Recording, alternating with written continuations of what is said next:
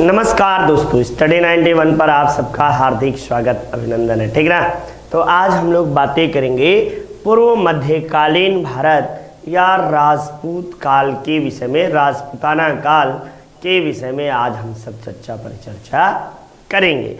यानी हर्षवर्धन के पतन के पश्चात लगभग आपको 8वीं सदी से लेकर और 11वीं सदी तक जो भारत था, इसमें भारत में कई छोटे छोटे राजवंशों का उदय हुआ और ये मैक्सिमम राजपूत राजवंश जो थे यही थे। चाहे पाल वंश हो, सेन वंश हो, चाहे आपको जो है गुर्जर प्रतिहार हो, परमार वंश हो, या आपको जो है जोजाक भुक्ति के चंदेल हो, ये सब के सब राजपूताना राजवंश के नाम से जाने जाते हैं। और पूर्व मध्यकालीन भारत जो है यह राजपूताना काल के नाम से जाना जाता है। तो आइए हम सब पूर्व मध्यकालीन भारत या राजपूताना काल, खासकर कर्नल टाट जो थे ये राजपूताना इतिहास लिखने के स्पेशलिस्ट माने जाते हैं। इस समय कई राजपूताना राजवंशों का उदय हुआ और राजपूताना काल के अंतिम समय में जो चौहान वंश था, आपको जो गहरवार वंश था या गहड़वाल वंश था, ये सभी राजवंश जो थे ये सब के सब राजपूत राजवंश माने जाते हैं। तो आइए हम सब एक एक करके राजपूत राजवंशों के विषय में भी देखते हैं। ठीक, चलिए प्रश्नों की श्रृंखला शुरू होती है यहाँ से। और पहला ही पूछ रहा है खजुराहो। किसका? खजुराहो। खजुराहो मंदिर स्थापत्य के निर्माण में सहयोगी थे। कौन थे? तो चंदेल थे, गुर्जर प्रतिहार थे, चाहमान थे या परमार थे। ये आपको खजुराहो पहले नंबर तो आप जानिए कि खजुराहो है कहाँ। तो आप सबको बता दिया जाए कि खजुराहो जो है यह वर्तमान में आपको वर्तमान मध्य प्रदेश यानी एमपी के छतरपुर जिले में है। कहाँ पर? छतरपुर जिला में आपको खजुराहो है। ये खजुराहो किसके लिए जाना जाता है? तो खजुराहो जो है नागर शैली में मंदिर निर्मित है। किस शैली में? तो खजुराहो के मंदिर, खजुराहो के मंदिर नागर शैली में है। किसमें? नागर शैली में आपको निर्मित है, ये माना जाता है। अब आपको कह रहा है कि खजुराहो के मंदिर का निर्माण किसने करवाया? तो चंदेल शासकों के द्वारा खजुराहो के मंदिर का निर्माण करवाया गया। और खजुराहो के मंदिर में ये चंदेल कौन थे? तो चंदेल जो थे, इन्होंने चंदेल कहाँ उत्पत्ति स्थल था? तो इनके उत्पत्ति स्थल जोजाक भुक्ति, जोजाक भुक्ति, जिसे वर्तमान में बुंदेलखंड कहते हैं। बुंदेलखंड में आपको जोजाक भुक्ति में इनके उत्पत्ति हुई और प्रारंभ में इन्होंने खजुराहो को अपनी राजधानी बनाई और बाद में इन्हीं के द्वारा कालिंजर को प्रारंभ में खजुराहो राजधानी राहो और बाद में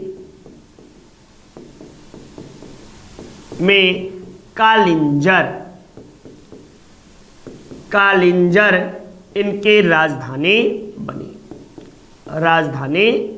बनी। ये आपको पूरे बात हुई।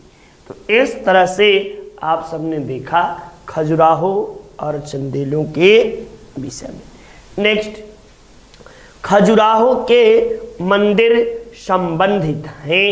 किस धर्म से खजुराहो के मंदिर संबंधित हैं? तो खजुराहो के मंदिर जो हैं ये हिंदू धर्म और जैन धर्म, इन दोनों से आपको संबंधित माने जाते हैं।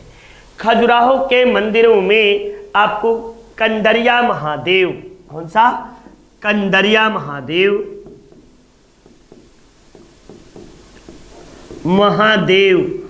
का मंदिर आपको सबसे प्रसिद्ध है।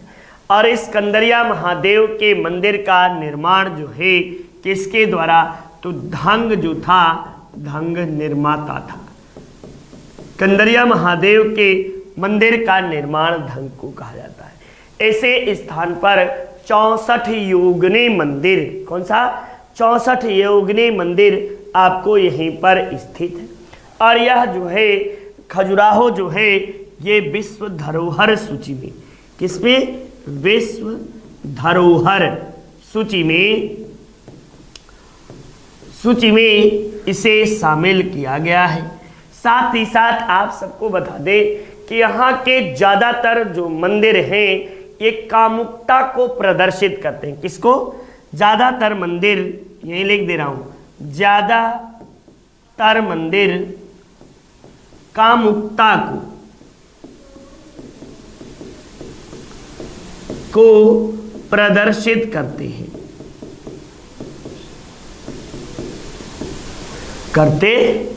तो ये बातें। नेक्स्ट, दिलवाड़ा के प्रसिद्ध जैन मंदिरों का निर्माण किसने करवाया? परमारों ने, चंदेलों ने, सोलंकियों ने या चौहानों ने? ये दिलवाड़ा का मंदिर कहाँ है? तो दिलवाड़ा का मंदिर जो है राजस्थान माउंट आबू में है। राजस्थान माउंट आबू,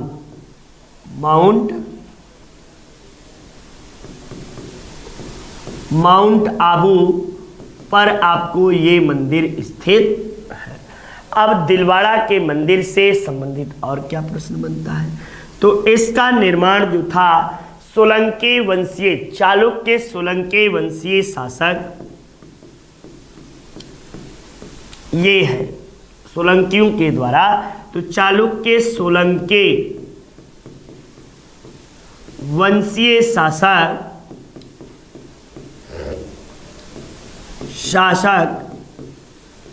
भीम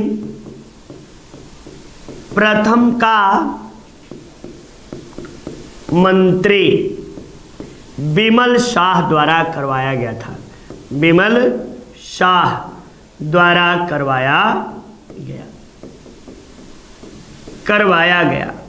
नेक्स्ट, दिलवाड़ा के मंदिर को ये आपको क्या नाम से जाना जाता है? तो इसे बिमल शाही मंदिर भी कहते हैं। बिमल शाही मंदिर भी कहते हैं। ये मंदिर किस देवता को समर्पित है? तो जैन धर्म के प्रथम तीर्थंकर आपको जिनका नाम क्या मिलता है? तो प्रथम तीर्थंकर आपको ऋषभ देव को समर्पित यह मंदिर आपको माना जाता है। नेक्स्ट आइए अगले प्रश्न में हम लोग चलें। अगले प्रश्न में उत्तरापथ स्वामी के उपाधि किसने धारण की थी? धर्मपाल ने, मिहिर भोज ने, महेंद्रपाल ने या पृथ्वीराज चौहान ने? तो धर्मपाल जो था ये आपको इसने ही उत्तरापथ के उपाधि धारण की थी, ठीक ना। उत्तरापथ स्वामी के उपाधि धर्मपाल के द्वारा किया जाता है। यह पाल वंशीय शासक था, वंशीय शासक माना जाता है। इसका जो शासनकाल था, शासनकाल इसका कब से कब तक था? तो इसका शासनकाल आपको जो था 570 से, सॉरी, इसका शासनकाल 570 का रहे, आपको 770 से लेकर 714 ईस्वी तक इसका शासनकाल माना जाता है, ठीक ना। 770 से 10 ईस्वी माना जाता है। और इससे क्या, तो यह द्वितीय पाल शासक था, पाल वंशीय शासक था, शासक माना जाता। और क्या बातें हो सकती हैं, तो और इससे ये है कि इसने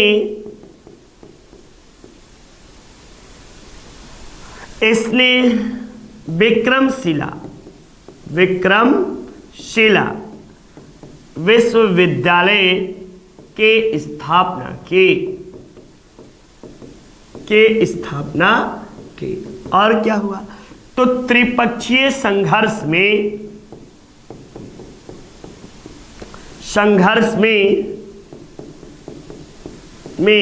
भाग लेने वाला प्रथम शासक, यानी पाल वंश का भाग लेने वाला पाल प्रथम था, पाल वंशीय शासक ये प्रथम था।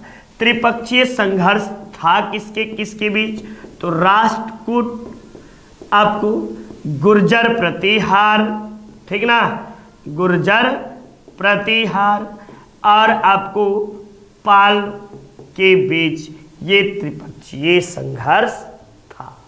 ठीक, चलिए नेक्स्ट देखिए, अगले प्रश्न की ओर चलते हैं।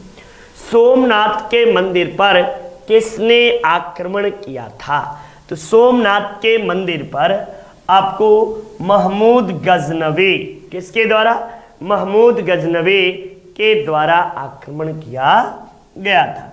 सोमनाथ जो है यह आपको 12 ज्योतिर्लिंगों में से एक है, लिंग में एक बात हो गई। दूसरी बात क्या हुई, तो आपको जो है कि महमूद गजनवी ने आक्रमण किया। उस समय यहां का शासक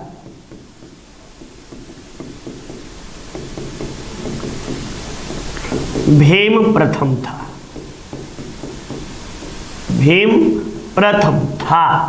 ठीक ना, ये बातें। और आप सबको बता दूं कि 1025 ईस्वी में सोमनाथ पर आक्रमण किया था, सोमनाथ पर आक्रमण किया और अपार धन दौलत लूटकर यहां से यह लेकर गया। ठीक, चलिए नेक्स्ट देखिए, विख्यात कंदरिया महादेव स्थित है, तो कंदरिया महादेव मंदिर तंजौर में है या कालपी में है या रामेश्वरम में है या खजुराहो में है। तो मैंने अभी ही बताया कि कंदरिया महादेव मंदिर आपको खजुराहो में स्थित है और इसका निर्माण जो है, इसका निर्माण जो है चंदेल शासक धंग के द्वारा किया गया, धंग द्वारा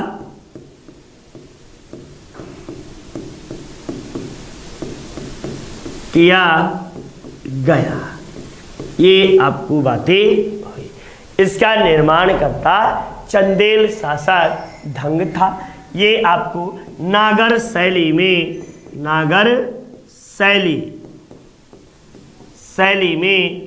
आपको जो है निर्मित है,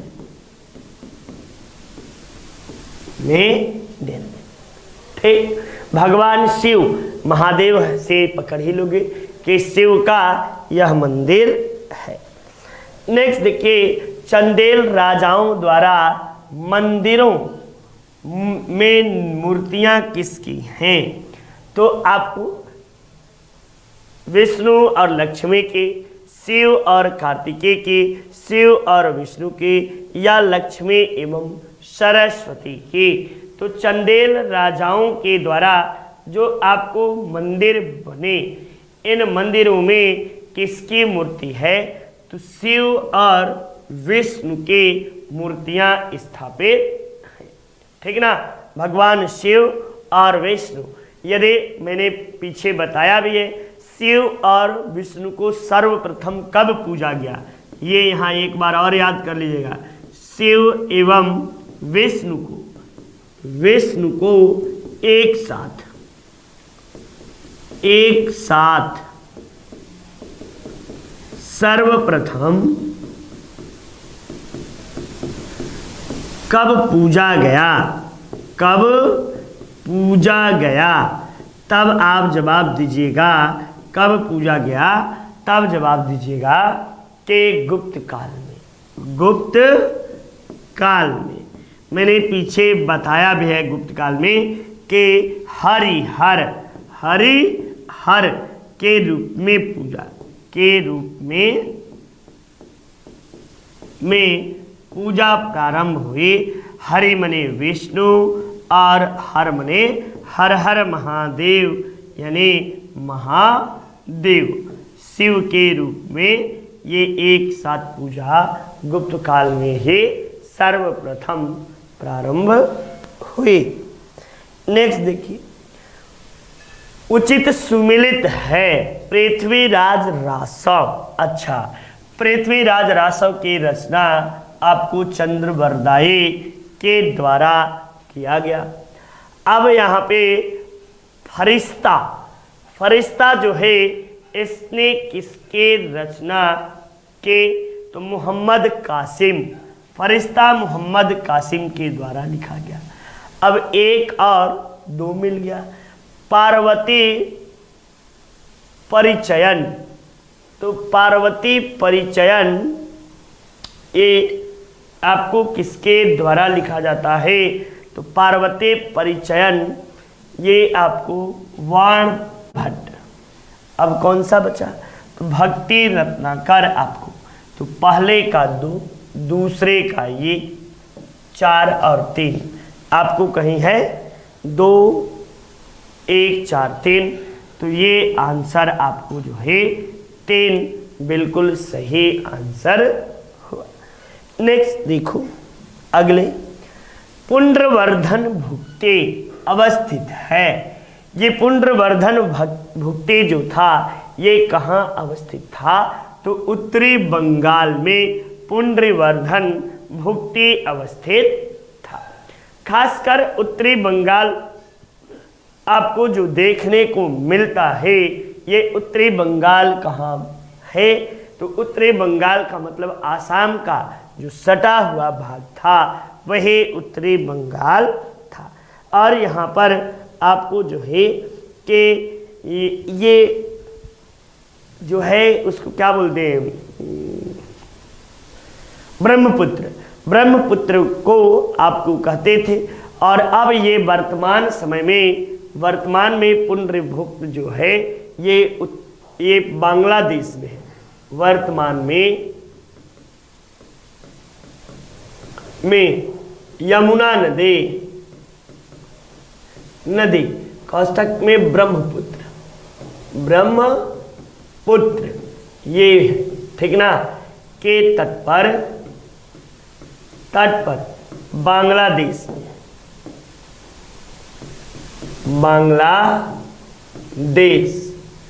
में आपको ये स्थित है। ठीक, चलिए नेक्स्ट देखिए अगले प्रश्न की ओर। प्रसिद्ध लेखक क्षेमेंद्र कहाँ निवास करते थे, तो क्षेमेंद्र बहुत बड़े उस समय के विद्वान माने जाते थे। और क्षेमेंद्र का जो लगभग काल है यह आपको 1025 से लेकर 1025 से 1066 के बीच क्षेमेंद्र जो थे उस समय के महान आपको जैन धर्म के अनुयायी माने जाते थे। जबकि इनका जन्म जो था एक कश्मीरी परिवार में हुआ था और जाति से क्षेमेंद्र जो थे ये ब्राह्मण माने जाते थे।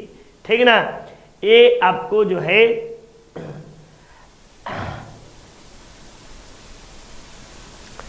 कश्मीरी ब्राह्मण थे। ब्राह्मण, क्षेमेंद्र के बृहत कथा मंजरी, ठीक ना। ये क्षेमेंद्र के कई महत्वपूर्ण रचनाएं आप सबके सामने हैं। नेक्स्ट, गीत गोविंद के रचनाकार जयदेव जो थे, ये किसकी सभा को अलंकृत करते थे? तो गीत गोविंद जो है ये किससे संबंधित है? तो कृष्णाश्रय शाखा से संबंधित पुस्तक मानी जाती है। यानी जो जयदेव थे, ये जय हो जयदेव जो थे, इस संस्कृत भाषा में गीत गोविंद की रचना के, और इन्होंने आपको लक्ष्मण सेन के ये दरबारी थे और लक्ष्मण सेन के दरबार में निवास करते थे। नेक्स्ट देखिए अगले प्रश्न में, निम्न में से किसने सोमपुर विहार का निर्माण करवाया? सोमपुर विहार जो है ये कुमारगुप्त प्रथम ने, या हर्षवर्धन ने, या धर्मपाल ने, या विजय सेन ने?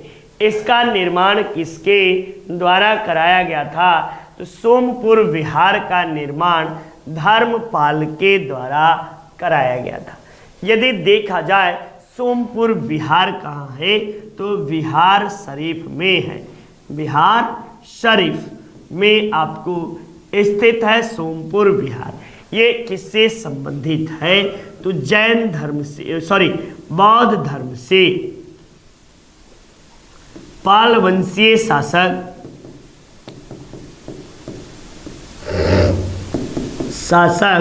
बौद्ध धर्मावलंबी मतानुयायी थे। ये आपको बातें हैं। इसके द्वारा ही आपको एक और कराया जाता है, और क्या कराया जाता है?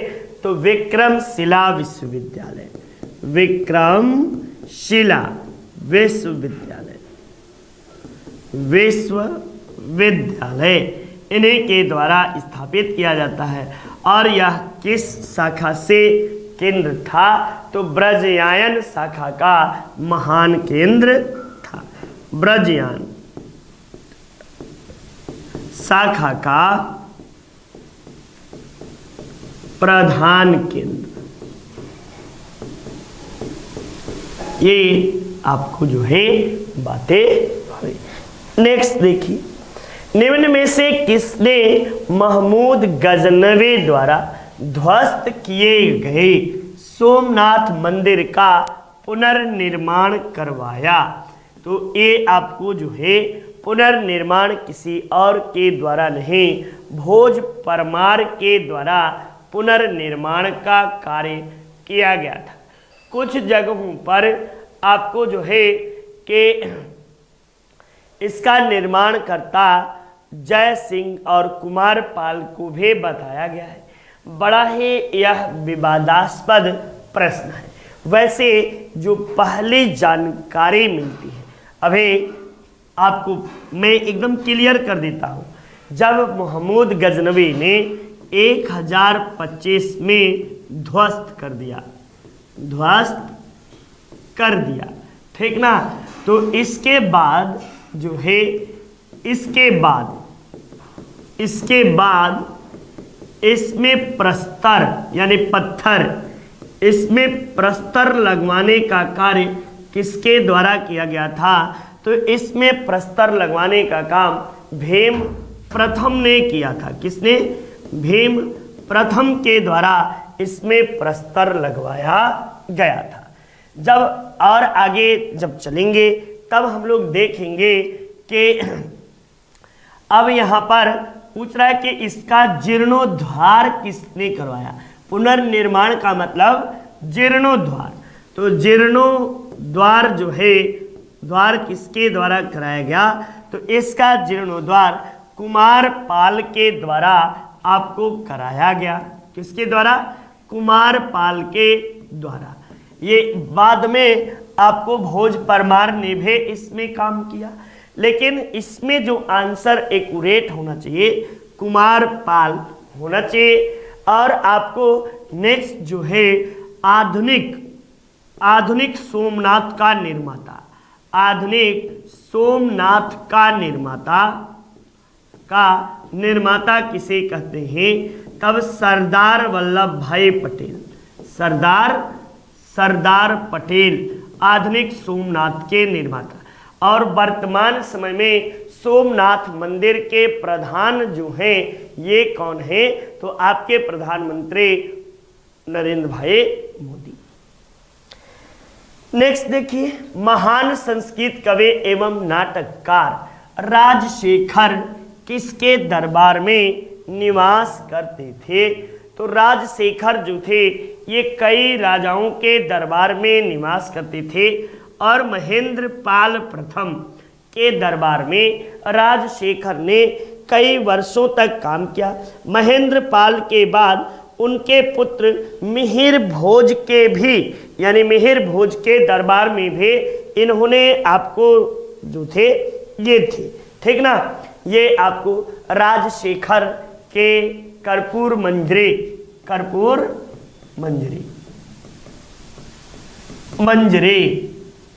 इन्हीं की आपको बाल रामायण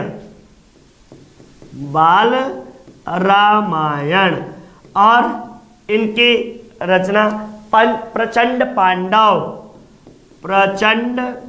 पांडव इन्हीं की कई रचनाएं हैं, आपको कई ढेर सारी।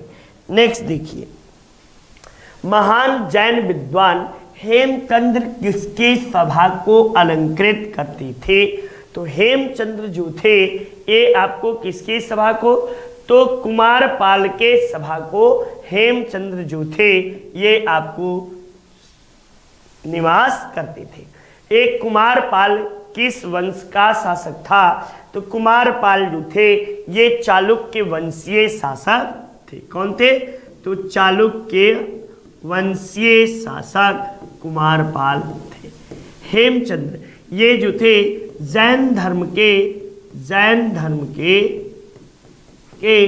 अनुयायी थे।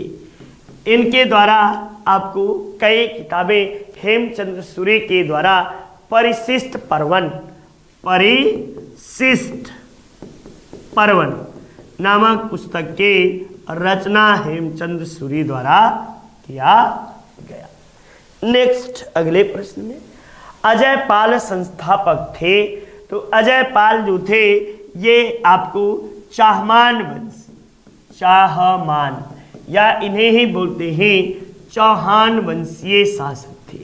चौहान वंशीय शासक, ठीक ना। और इन्हीं के द्वारा आपको अजमेर नामक नगर को अजय पाल द्वारा ही बसाया जाता है और इन्होंने चौहानों के राजधानी भी अजमेर को बनाई।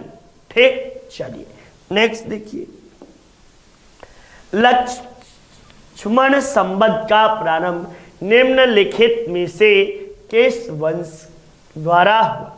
तो लक्ष्मण सेन जो थे ये सेन वंश से संबंधित थे और सेन वंश के द्वारा लक्ष्मण सेन जो थे ये सेन वंश को लक्ष्मण संबंध चला। इसे लक्ष्मण सेन ने चलवाया भी था। लक्ष्मण सेन द्वारा ये बातें हुई और ये आपको कहाँ का शासक था? तो बंगाल का शासक माना जाता है लक्ष्मण सेन। इसी के दरबार में आपको महान विद्वान निवास करते थे। कौन? तो आपको इसके दरबार में महान विद्वान आपको जो थे जयदेव निवास करते थे और जयदेव के द्वारा ही गीत गोविंद की रचना की गई थी। किसकी? गीत गोविंद की रचना जयदेव के द्वारा की गई थी। और विशेष इसी के समय में बख्तियार खिलजी, लिख दे रहा हूँ, इसी के समय बख्तियार खिलजी जो था, बख्तियार खिलजी का बंगाल पर आक्रमण हुआ। खिलजी का बंगाल पर आक्रमण,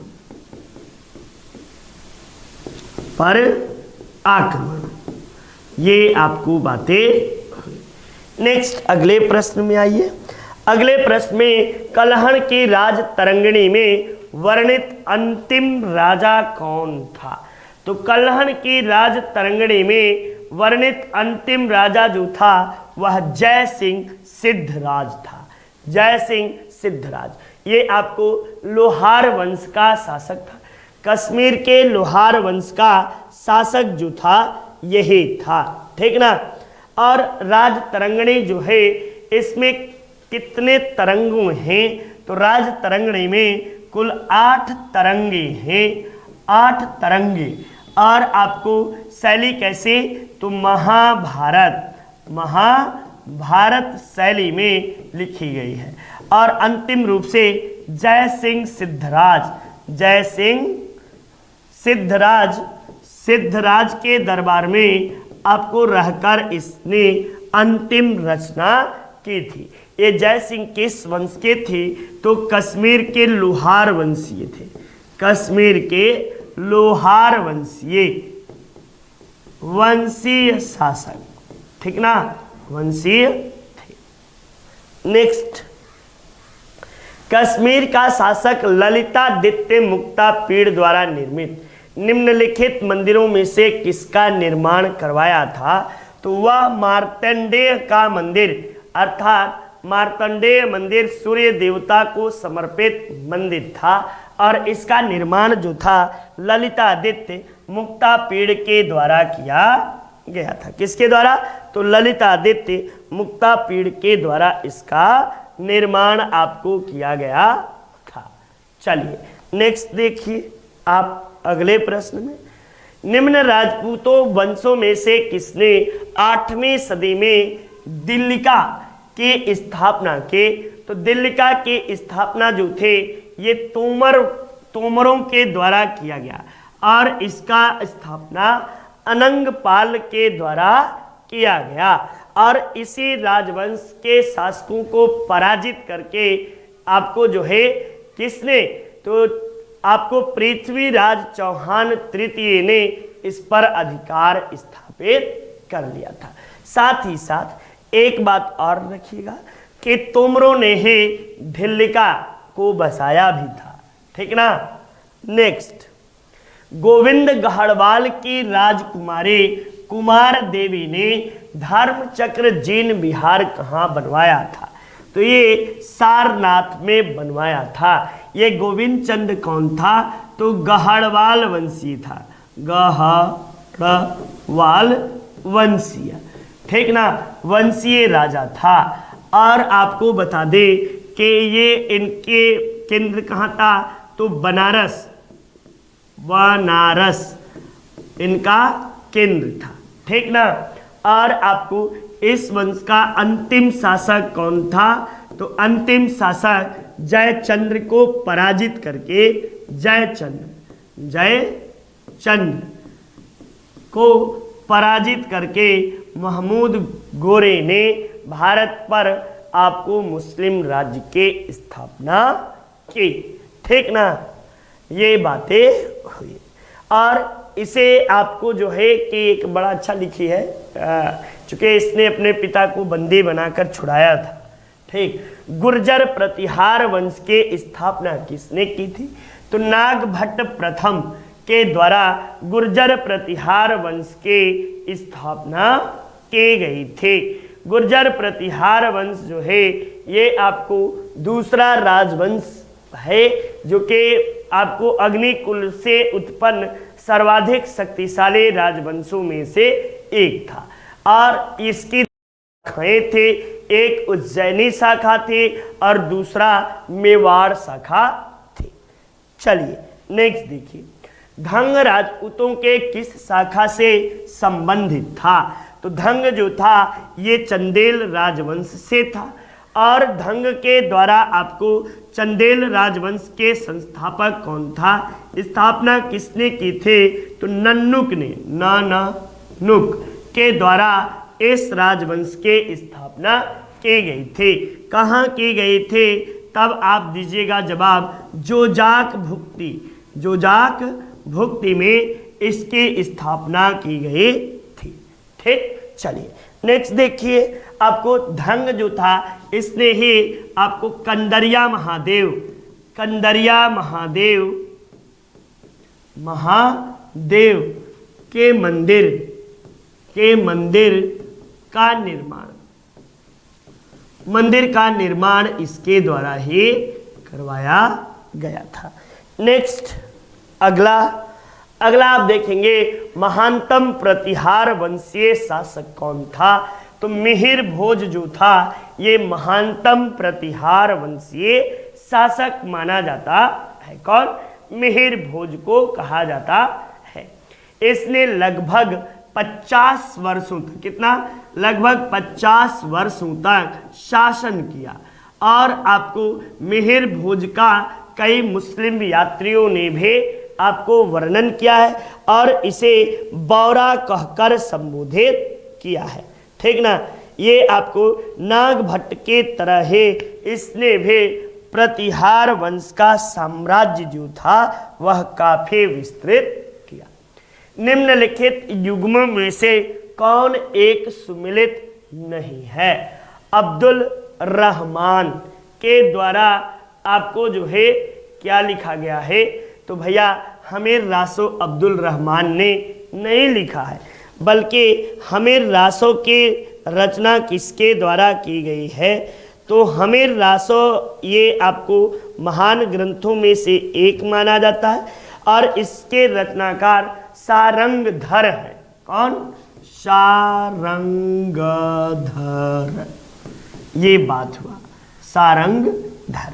जबकि चंद्रवरदाई के द्वारा पृथ्वीराज रासव, जगनिक के द्वारा आल्हाखंड, नरपति महाराज के द्वारा विशलदेव रासव, ये सभी के सभी आदि कवि माने जाते हैं।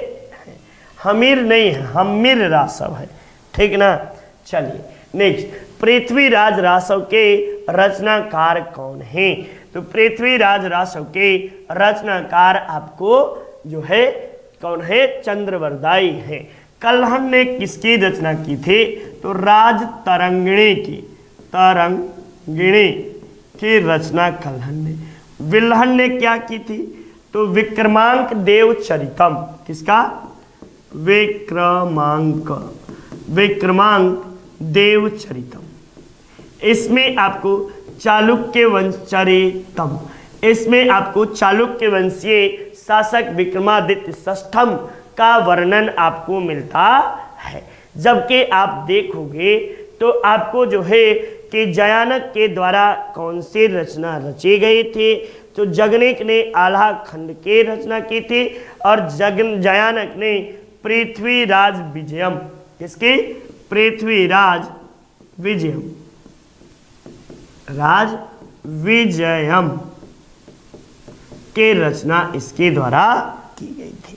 नेक्स्ट देखिए, पृथ्वीराज विजय के लेखक यहीं पे मिल गए। जयानक आपको पृथ्वीराज विजय के लेखक थे। ठीक ना? नेक्स्ट, हमीर महाकाव्य के रचनाकार में आपको चौहानों को क्या बताया गया है? तो हमीर महाकाव्य में चौहानों को आपको जो है सूर्यवंशी बताया गया है और चौहान वंश जो है इसे आपको जो है कि अग्निपुत्र से उत्पन्न एक माना गया है। ठीक ना? ये आपको हिंदू राजवंश में यह महानतम राजवंश था और इसका प्रारंभ में जो चौहान वंश था इसका प्रारंभिक केंद्र अजमेर के आसपास था, लेकिन बाद में इसने आपको जो है दिल्ली पर आपको कब्जा कर लिया और राय पिथौरा यानी पृथ्वीराज चौहान जो था इस वंश का महानतम शासकों में से एक था। निम्न में से कौन शासक पृथ्वीराज चौहान के नाम से प्रसिद्ध हुआ? तो आपको पृथ्वीराज तृतीय जो था यही था। इसे आपको राय पिथौरा के नाम से भी जाना जाता है। ये आपको इसने कई युद्ध को लड़ा और लगभग सभी युद्धों में यह विजयी रहा। खजुराहो के मंदिरों के निर्माता कौन हैं? तो मैंने इसे पीछे बताया कि चंदेल राजपुत्र जो हैं ये आपको खजुराहो के मंदिरों के निर्माता हैं। आल्हा उदल खंड ये कहाँ से है? तो ये संबंधित महोबा से है। और महोबा युद्ध में आपको महोबा का युद्ध हुआ जिसमें आपको जो है कि पृथ्वीराज चौहान जो थे ये आपको महोबा के राजा जो थे इन्हें पराजित किया। और यहाँ के जो राजा थे उनका नाम आपको बड़ा अच्छा था, तो मैं भूल गया हूँ,